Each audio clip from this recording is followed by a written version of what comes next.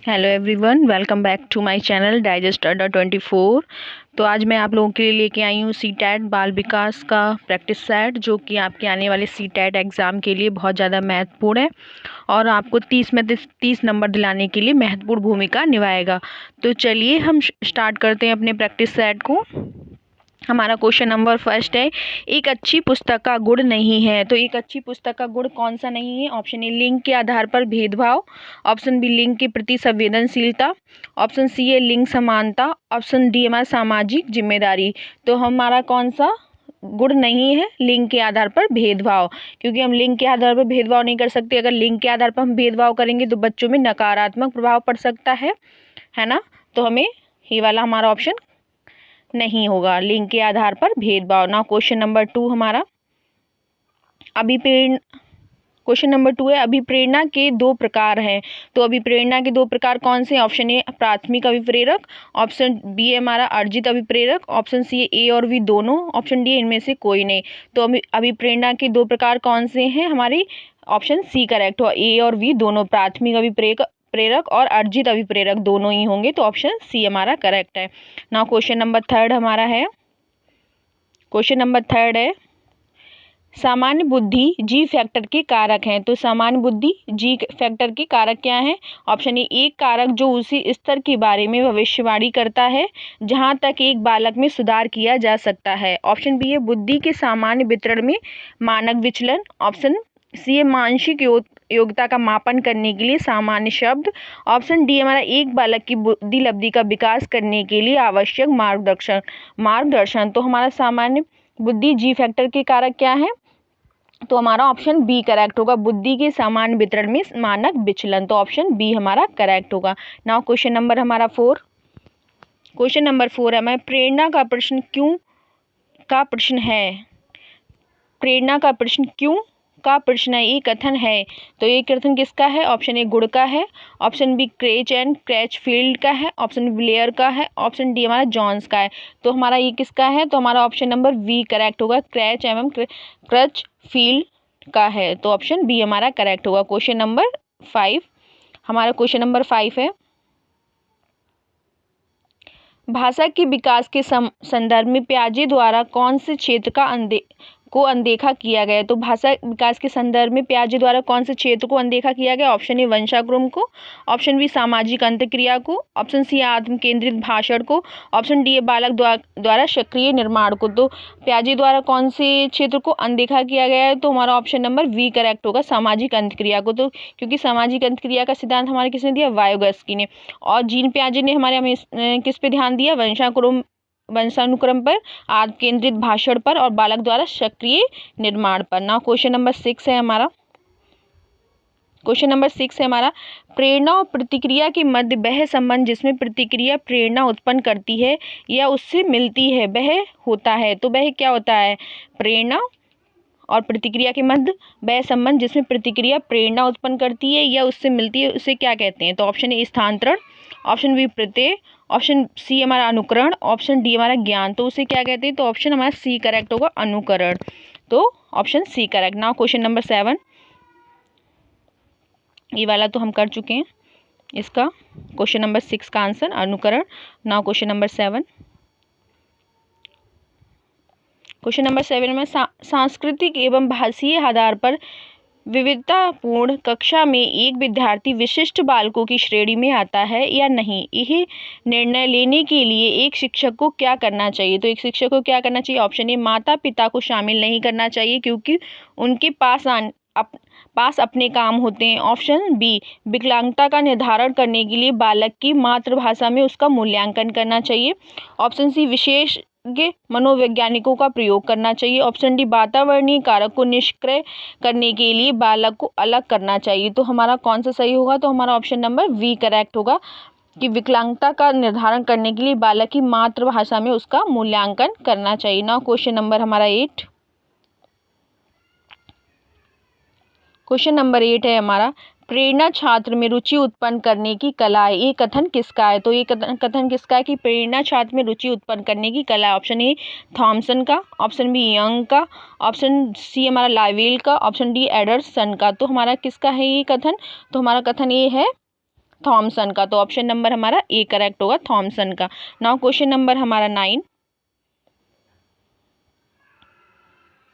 CBSE द्वारा निर्धारित सामूहिक परियोजना गतिविधि निम्नलिखित में से किसका एक शक्तिशाली उपकरण है? तो किसका एक शक्तिशाली उपकरण है? ऑप्शन ए सामाजिक भागीदारी को बढ़ावा देने का, ऑप्शन बी शिक्षकों का बोझ कम करने का, ऑप्शन सी रूटीन अध्यापन के कारण उत्पन्न तनाव को दूर करने का, ऑप्शन डी हमारा विविधता में एकता की अवधारणा को बढ़ावा देने के लिए। तो सीबीएसई द्वारा निर्धारित सामूहिक परियोजना गतिविधियां होती हैं जिसमें समूह में करते हैं बच्चे, तो उनकी किस शक्तिशाली उपकरण को बढ़ावा देने के लिए है? तो हमारा ऑप्शन नंबर ए करेक्ट होगा, सामाजिक भागीदारी को बढ़ावा देने के लिए करेक्ट है। नाउ क्वेश्चन नंबर हमारा 10,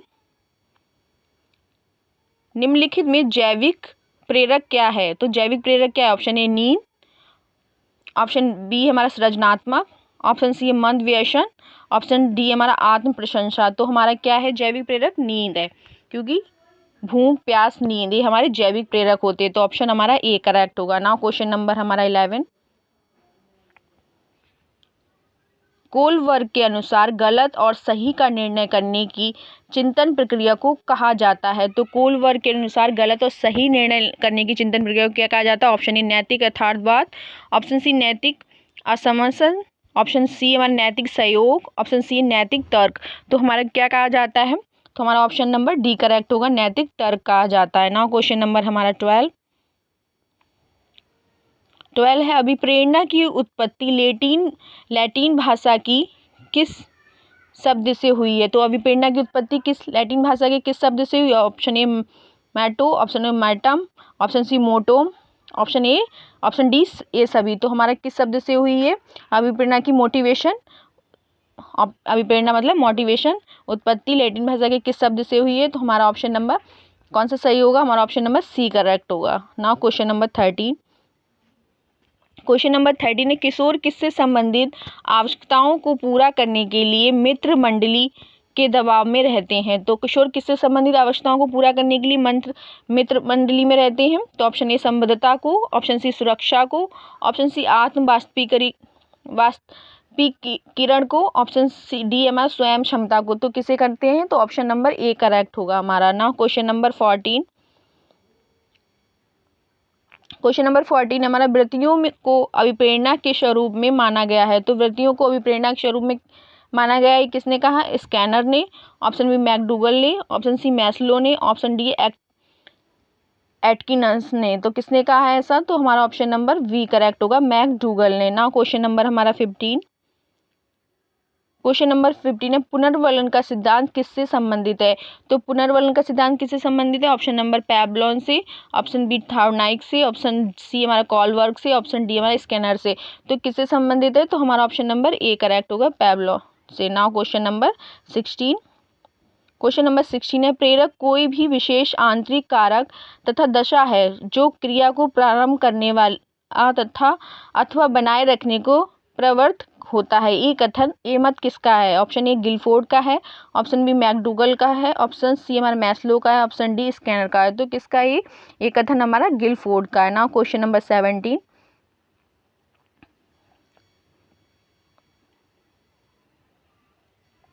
शिक्षा का समान अवसर का अर्थ है। तो शिक्षा का समान अवसर का क्या अर्थ है? ऑप्शन ए, एक बालक की जाति मत रंग क्षेत्र और धर्म को आधार ना मानते हुए समान शिक्षा मिलनी चाहिए। ऑप्शन बी, एक बालक को समान शिक्षा प्राप्त होने के बाद अपनी क्षमताओं को साबित करने के अवसर मिलने चाहिए। ऑप्शन सी, एक बालक को बिना किसी भेदभाव के समान विधियों और सामग्री का प्रयोग करके पढ़ाना चाहिए। ऑप्शन डी, एक बच्चे को ऐसी शिक्षा प्रदान करनी चाहिए जो उसके भावी व्यावसायिक जीवन के लिए से उपयुक्त है। तो समान अवसर का क्या अर्थ है? तो हमारा समान अवसर का अर्थ है कि एक बच्चे को ऐसी शिक्षा प्रदान करनी चाहिए जो उसके भावी व्यावसायिक जीवन के लिए सबसे उपयुक्त हो। नाउ क्वेश्चन नंबर 18, तो हमारा ऑप्शन डी करेक्ट होगा, क्वेश्चन नंबर 18 हमारा, किसी कार्य को प्रारंभ करने, जारी रखने और नियमित बनाए रखने की प्रक्रिया को प्रेरणा कहते हैं। ये विचार किसका है? तो ये विचार किसका है? फ्रेडसन का है, ऑप्शन बी जॉनसन का है, ऑप्शन सी हमारा गुड का है, ऑप्शन डी शेपर का है। तो किसका है ये हमारा कथन? ये हमारा कथन गुड का है। ना क्वेश्चन नंबर हमारा 19, विभेदित अनुदेशन का अर्थ है। तो विभेदित अनुदेशन का क्या अर्थ है? ऑप्शन ए विभिन्न समूह में विभाजित करके विद्यार्थियों की अवस्थाओं को पूरा करना। ऑप्शन बी कक्षा में प्रत्येक बालक के लिए कुछ अलग करना।